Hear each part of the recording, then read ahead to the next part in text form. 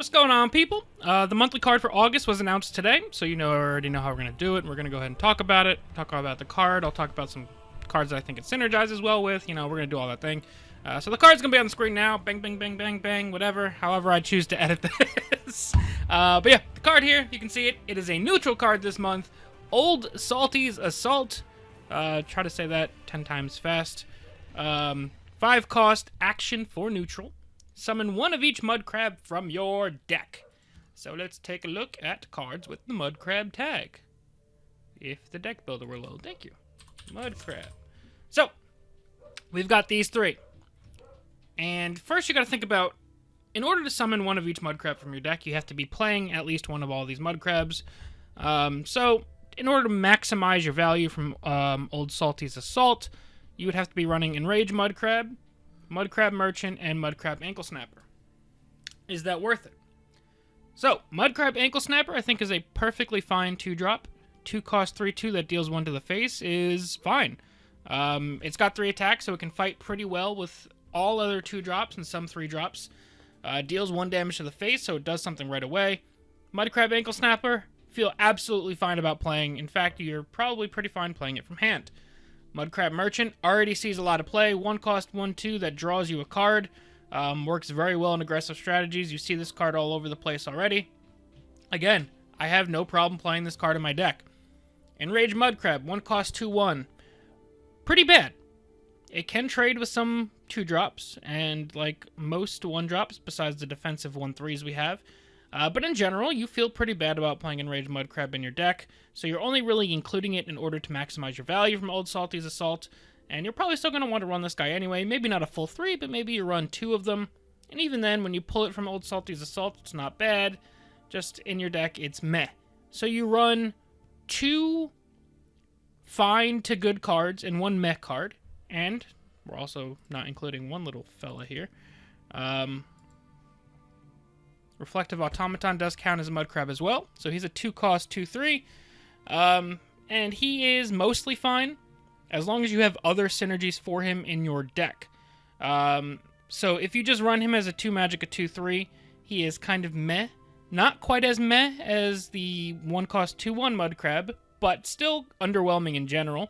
However, if you're running other cards in your deck that care about Reflective Automaton, whether it be an Orcs deck wanting to run Wood Orc Headhunter, or a blue deck running Alfiq, because Reflective Automaton will count as an Atronach,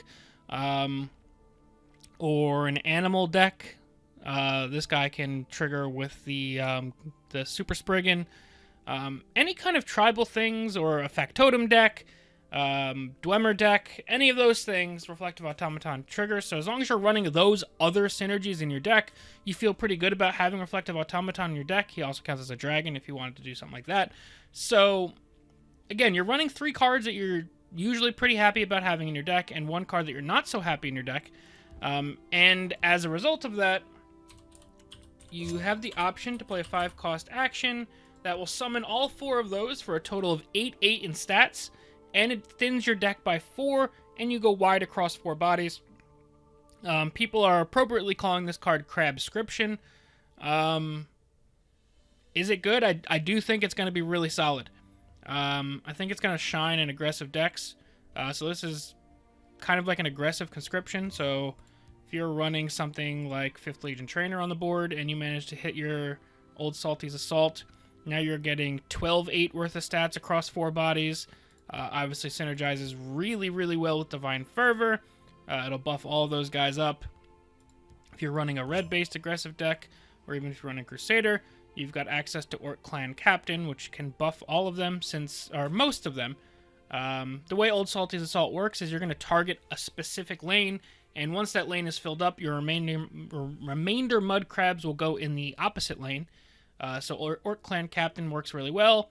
And it also works extra well if you're running an aggressive deck that runs Orc Clan Captain and the Automaton, because then you already have a decent amount of Orcs started to run Wood Orc Headhunter, who is obviously a very good card to run in an aggressive deck. So besides Divine Fervor, besides your Orc Clan Captain and your 5th Legion Trainer, you've got things like Bruma Profiteer. If you're an aggressive mirror, summoning 4 bodies and healing for 4 is obviously very good. You're never going to complain about that. What other things can you do here? You're probably going to want to run it in... And you've seen me feature Bones decklist quite a bit. He is kind of the go-to guy for running neutral packages, kind of like aggressive decks with neutral packages. So you're going to want to run a neutral package more than likely in this deck. So you'd be running your Enraged Mudcrab already. You're going to be running your Mudcrab Merchant already. But then you can kind of push it into other things, like a Lurking Crocodile for a 2-drop Prophecy. You're going to be running Reflective Automaton anyway. You're going to run the Ankle Snapper anyway. You can up your power level overall by running Steam Constructor. And since you're neutral, your deck will be pretty neutral heavy. You're not too worried about running Mechanical Ally, which will then kind of increase your draw. And this is one of the better allies in the game.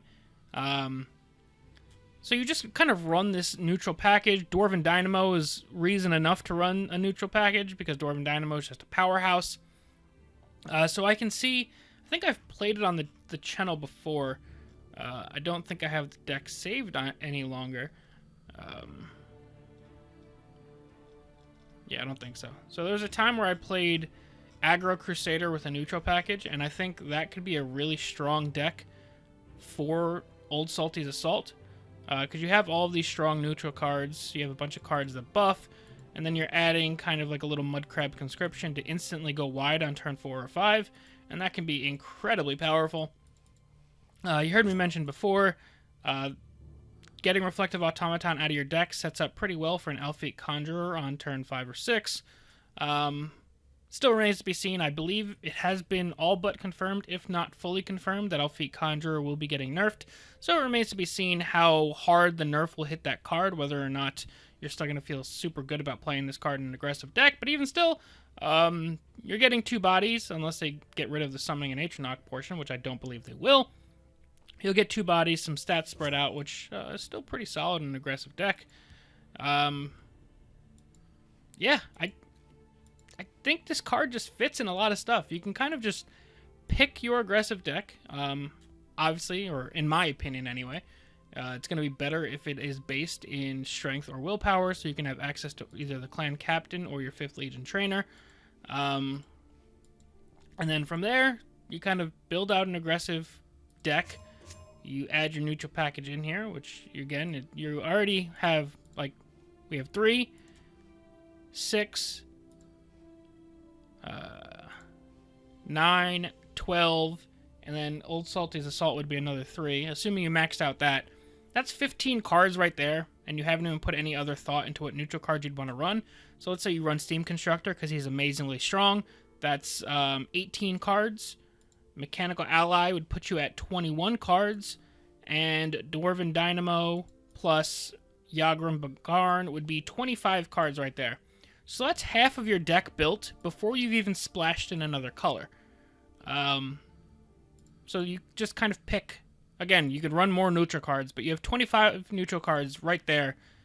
Just not even discussing anything else. Just looking at Old Salty's Assault, the best, in my opinion, neutral cards, and running all of the Mudcrabs. You'll have half of a deck built before you even chose your best cards from the colors to run. And let's say it's Aggro Crusader. You run 3 Orc Clan Captains, 3 5th Legion Trainers, 3 Crusaders Assaults. You're already at 34 cards, and you haven't even put a thought into deck building yet.